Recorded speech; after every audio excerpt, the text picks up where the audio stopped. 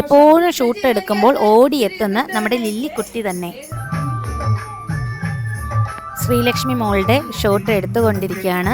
ഇപ്പുറത്ത് നിന്ന് അഭിരാമിയും സിദ്ധിയും അപ്പുറത്ത് നിന്ന് മറ്റു മക്കളും ഒക്കെ പ്രാക്ടീസ് ചെയ്തുകൊണ്ടിരിക്കുകയാണ്.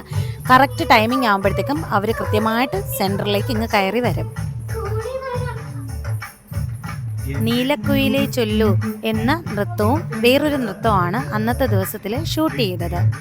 ഒന്ന് ടേക്കായിട്ടും ഒന്ന് ഒറ്റ ഷോട്ടിലും ആയിട്ട്. ഞങ്ങളുടെ ഷൂട്ടിൻ്റെ ഇടയിലൊക്കെ മിക്കപ്പോഴും ഇങ്ങനെ നമ്മുടെ മക്കൾ ഇങ്ങോട്ട് കടന്നു കയറി വരും. മക്കളെന്ന് ഉദ്ദേശിച്ചത് നമ്മുടെ വീട്ടിലെ പട്ടികളെയാണ് കേട്ടോ. അവരും ഞങ്ങൾക്ക് മക്കളെ പോലെ തന്നെയാണ്.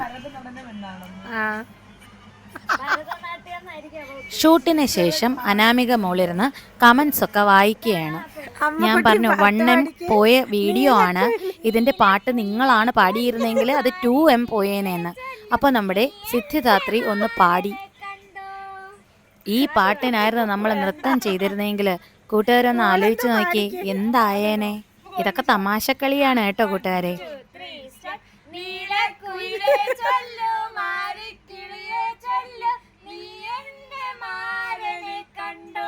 ഇത്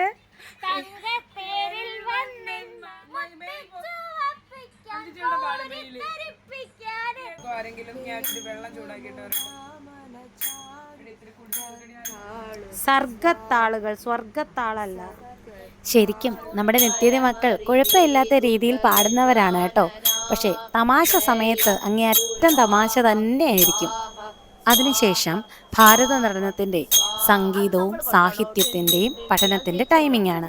ക്ലാസ് എടുക്കുന്ന സമയത്ത് വളരെയധികം സീരിയസ് ആയിരിക്കും. ഒരല്പം പോലും തമാശയോ ഒന്നും അതിൽ കാണുകയില്ല.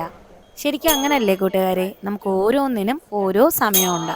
ആ സമയത്ത് നമ്മുടെ പരമാവധിയായിട്ട് ഓരോ നിമിഷങ്ങളും അതാത് രീതിയിൽ തന്നെ ആസ്വദിക്കണം. പുതുതായി ഭാരത നടനത്തിനായി ചിട്ടപ്പെടുത്തിയ ഒരു ഗാനം ക്ലിയർ ചെയ്തുകൊണ്ടിരിക്കുകയാണ്. ഇത് പൂർത്തീകരിച്ചതിന് ശേഷം നമ്മുടെ കൂട്ടുകാർക്ക് മുമ്പിലായി കൊണ്ടുവരുന്നതാണ്. പിന്നെയുള്ള സമയത്ത് നേരെ നമ്മുടെ മക്കള് ക്ലാസ്സിലേക്ക് പോയി. ഇത് നമ്മുടെ അനാമികയുടെയും അഭിരാമിയുടെയും ശ്രീലക്ഷ്മിയുടെയും ക്ലാസ്സാണ്. അവിടെ വിദ്യാപീഠം സെക്ഷൻ നടക്കുകയാണ്.